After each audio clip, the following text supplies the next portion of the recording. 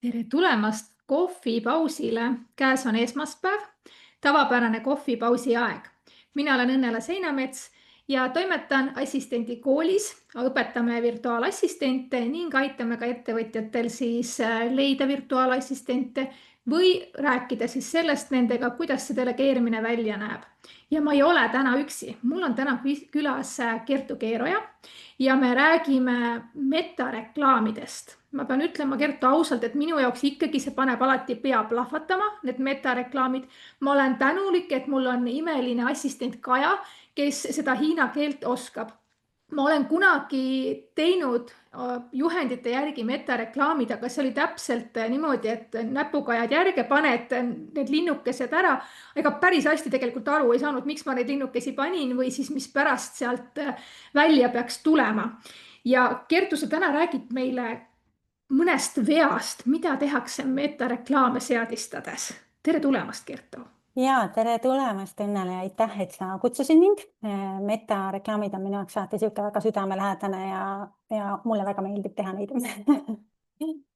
Ja mul on hea meel, kui ma saan olla siis kasulik. Ja see on ikkagi see, et igale ühele on midagi südamelähedast ja see on hea, kui sulle see väga meeldib ja veel parem, kui sa suudad seda ka teistele inimese keeli selgeks teha. Aga ma annan sulle sõna nii, et sa saadki täiesti rääkida, mida sa meile täna tahad valgustada.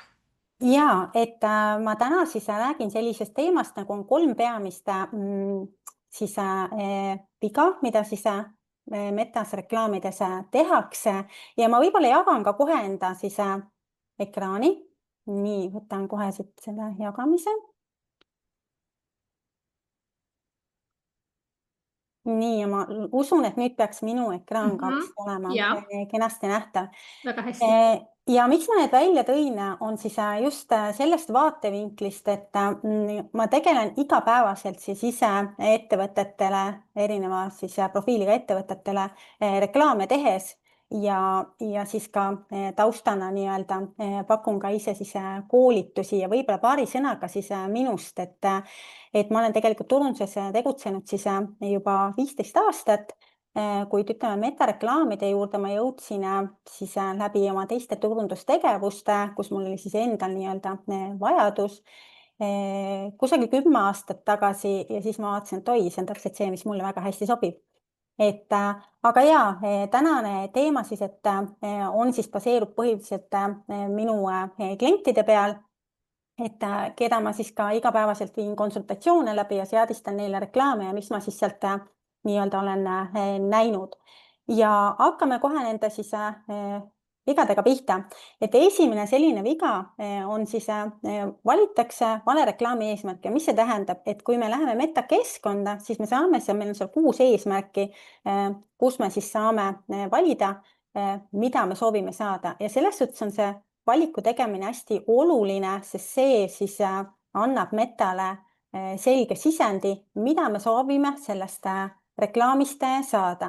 Ehk et kui me valime siis vale eesmärgi, siis järelikult ka meta siis optimeerib reklaame sellise vale signaali järgi, ja siis me ei saa loomulikult ka soovitud tulemusi, me saame küll võib-olla palju klikke, kuid siis vähe päringuid või ostusid, no näiteks, et tihti siis tegelikult ju kõikidel ettevõtetel on eesmärk alati saada müüke ja päringuid, kuid jah, see turundusteekond võib olla natukene siis olenevalt eesmärgist erinev, küll aga ütleme siis, kui juba valitakse eesmärgiks siis päringute saamine, siis eelarveliselt on ta ka kallim loomulikult kui nähtavuse või veebilehekülastuste saamine, ja tihti valitaksegi siis näiteks veebilehekülastuste saamine. Ja mis siis vaadatakse, et päringuid ei tule, järelikult meta on halb ja meta ei tööta, reklaamid ei tööta. Tegelikult ei ole üldse asi reklaamis või et see reklaam ei tööta, ta töötab, sest valiti veebilehe külastuste saamine, aga valiti vale eesmärk, ja nii mõnegi ettevõttega, kui me oleme siis seadistanud need reklaamid ümber siis sellele eesmärgile, mis nad soovivad, siis tuleb ka neile päringuid. Et see on võib-olla jah selline, et mõelda enda jaoks läbi, et mida ma nüüd konkreetse sammuga, kui ma seadistan reklaami ülesse, mida ma siin soovin siis näiteks saada. Teine on siis vale sihtrühm, ja siin ma pean siis seda silmas, et minnakse selle sihtrühmaga liiga kitsaks, näiteks kasutatakse märksõnu, et täna tegelikult meta-algoritm töötab väga hästi, et hästi oluline on tegelikult, et üks kõige olulisemaid üldse metareklaamides on see, et sinu kujundus ja sõnum seal peal oleks väga selge ja selles mõttes, et see kujundus, see sõnum seal peal ütlebki tegelikult ära ju, keda sa soovid sihtida, keda sa soovid kätte saada. Noh, näiteks toome näite, et kui meil on siin aastaaruannete esitamine, eks ole, raamatupidajatel või noh, ettevõtjatel, siis raamatupidajatel on väga hea, eks ole, sihtida ettevõtteid, näiteks, et öeldes, et kas sinu aastaaruanne on esitatud, et tähtaeg on juba nädala aja pärast, eks ole, et me selgelt kommunikeerime ettevõtjatele seda. Ehk et see on nagu see, ka sõnum on siis hästi-hästi oluline.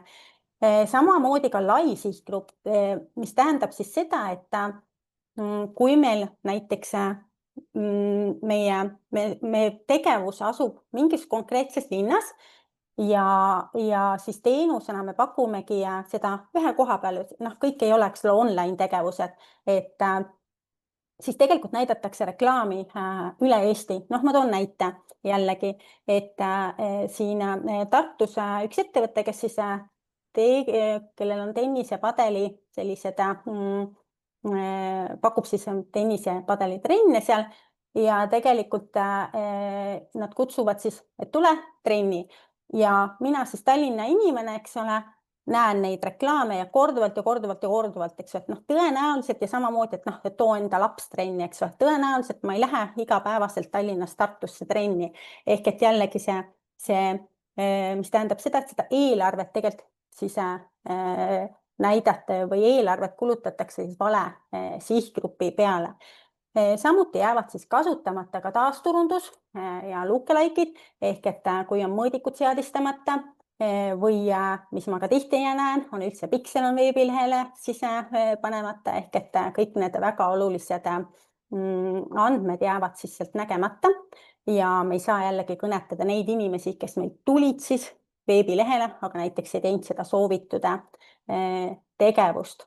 Ehk et jah, selle vale sihtrühmaga siis tihti jõuab meie reklaam siis vale sihtrühmani ja jääb võib-olla eelarvet kulub neile, kellel ei ole siis seda tegelikku ostu soovi teha või siis päringut. Küsin korraks Ja. vahele, kas sulle, kui sa näed neid valesid sihtrühma reklaame, sa tõid need trenni näited, kas sul on tekkinud vahel tahtmine neile kirjutada ka, et kuule, et äkki te teete korda selle reklaami? Ja, ma olen seda teinud ka. Ma olen seda teinud ja on ka tehtud korda, mida on nagu hea näha ja tore on ka see, et siis või siis on üldse saanud ma endal läbi selle näiteks uue kliendi või nad on tulnud minu juurde näiteks siis reklaamide konsultatsiooni, sest tõesti meta, ta nüüd väga tihti ei muutu, aga siiski seal see layout, et see välimus nagu muutub ja mingeid linnukesi tuleb nagu juurde, mida sa võib-olla pead hoopis linnukese kassist ära võtma ja see jääb nagu tihti sellise kahe silma vahele, et kui sa sellega iga päev ei tegele nende seadistamistega ja tegelikult on need sellised väiksed lihtsad asjad, millega saab seda kõike siis muuta. Ja kolmas on hästi suur ka, mida ma näen siis probleemina, et veebileht ei toeta seda tegevust, ehk et minnakse, kui nüüd see reklaam siis tihti ta suunab üldse sellisele, meil on reklaam ja ta suunab üldse pealehele, mitte siis sinna, mida me võib-olla seda teenust või tegevust soovime reklaamida, mis tähendab seda, et inimene peab hakkama sealt otsima. Inimene ei hakka otsima, et sellega võib nagu arvestada ja tuleks siis suunata täpselt sinna veebilehele või landingule, kus me soovime, et inimene teeb selle tegevuse.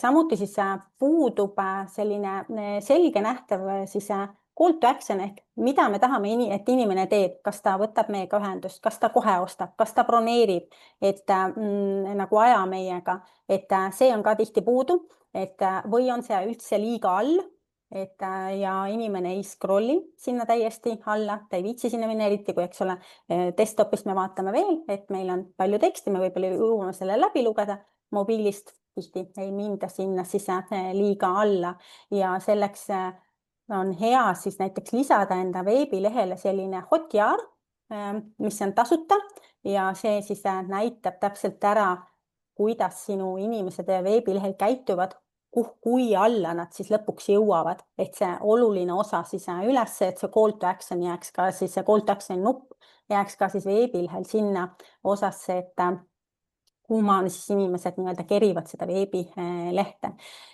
Ja see, et see sisu ei vasta siis reklaamilubadusele, ongi seesama, et kas valesse üldse saadetakse valele lehele. Noh, tihti ma näinud seda näiteks e-poodide puhul, et kui mind huvitavad mingisugused konkreetne jalad, mis mulle seal pildil meeldib, siis ma jõuan üldse e-poodi, kus on veel 100 jalatsit.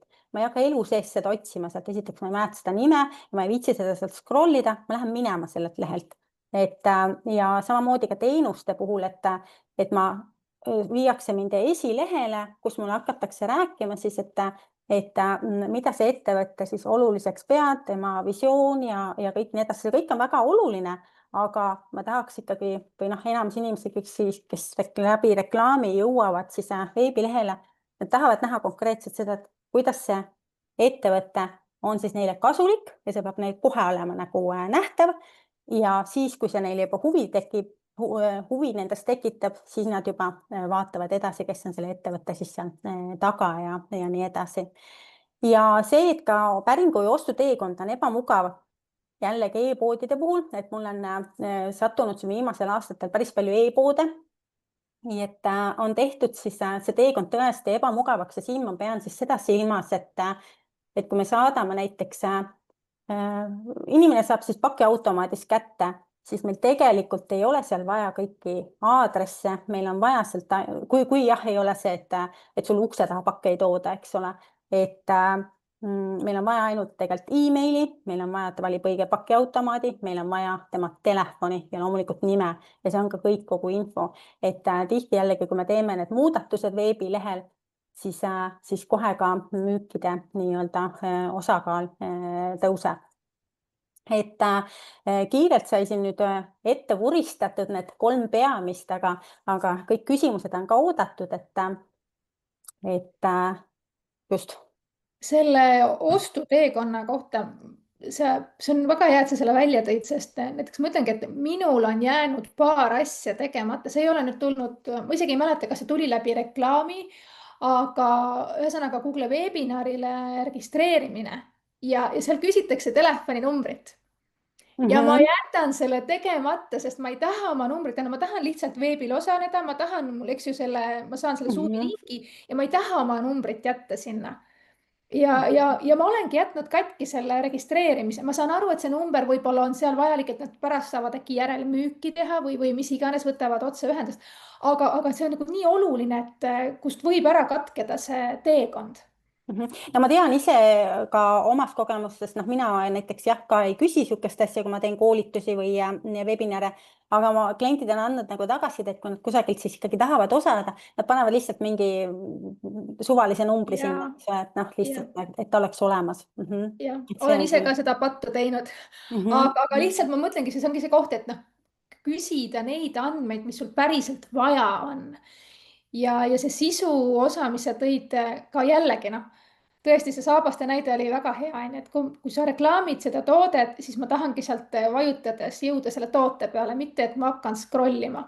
Aga ma küsin korraks, reklaame tehes on ju seal erinevad variandid, kas pildid, videod või mingid muud asjad. Kuidas nagu sellega inimesed on hakkama saanud, kas ka eksitakse formaadi suhtes? No jah, eks see formaat tekitab nagu segadust, mida nagu sinna pannakse, aga isegi kui sellega saadakse hakkama, siis võib-olla selline peamine, mida on mitte viga, aga ütleme, et kahju, et seda ei tehta, ei testita erinevaid kujundusi, et tegelikult selle ühe eelarve alla, mis me paneme reklaami üles, me saame ju sinna panna, eks ole, näiteks mitu pilti või siis veel lisaks ühe video, ma ei soovita neid erinevaid kujundusi nüüd liiga palju panna, et oleneb, mis see reklaami eelarve on. Ja ei testita, et mis töötab ja mis ei tööta ja samamoodi ka me saame reklaami lisada siis sinna ühe kujunduse juurde 5 erinevat teksti, neid ei pea nii palju panema, aga ma tavaliselt soovitan panna 2 või 3, et me üldse näeksime, mis töötab, et me võib-olla ise arvame, et pilt on väga hea või vastupidi, video just väga töötab, aga tegelikult toob just müüke sulle see või päringuid toob see pilt, eks ole, et see ongi jälle, et inimesed on nii erinevad, kellele meeldib video, kellele meeldib pilt, et selles suhtes ma soovitaks panna, kui reklaame teha, panna nii mõlemad formaadid, videod kui pildid ja vaadata, mis hakkab siis tööle just nagu sinu sihtgrupi jaoks. No videotega on see ka, et sa pead selle piisavalt lühikese tegema, mida mina üldse teha ei oska et siis on hästi keeruline, et ja väga pikki videoid ju keegi ei viitsi täna vaadata, inimesed tahavad võimalikult kiiresti ja kohe saada seda infot kätte, et see on päris keeruline. No nende videotega on, tegelikult seal ei ole sellist, et kui pikk või lühike ta nüüd otseselt peab olema, et just selles vaatevinklis, et ta võib sul olla ka väga lühike, aga kui ta kedagi ei kõneta, eks ole, ja selle pikkusega sa saad teda natuke kauem seal hoida, et kui sa viskad selle nii-öelda konksu sinna, aga sa kohe veel ei ütle seda nagu, ei anna seda asja ära, milles see nagu on, eks ole, et siis sa natuke saad teda seal nagu ikkagi hoida, aga noh, eesmärk ei ole ju tegelikult teha siin pikka või lühikesi videoid, vaid sisukaid, et see nagu päriselt kõnetaks sinu sihtgruppi ja et ta tooks mingit väärtust ja et ta tahaks võtta sinuga ühendust, tulla vaatama, mida sa teed ja siis kontakteeruma. Millest see tuleb, et kui mõnda reklaami, ühe sama brändi reklaami kogu aeg mulle tuleb sinna sotsiaalmeedia hoogu. Kas see on kuidagi ka samamoodi on võimalik neil seadistada taustal niimoodi, et kui palju ta seda näitab ja kellele näitab? Kellele näitab on näha jah, aga. Ja seda on tegelikult võimalik teha awareness reklaamiga ehk siis, aga ülejäänud reklaamidega sa saad seda eelarvega siis natukene vähemaks tõmmata, et ta sulle ei näita nii palju või siis sa vaatadki, et mis sa selleks piirkonnaks oled pannud, eks ole.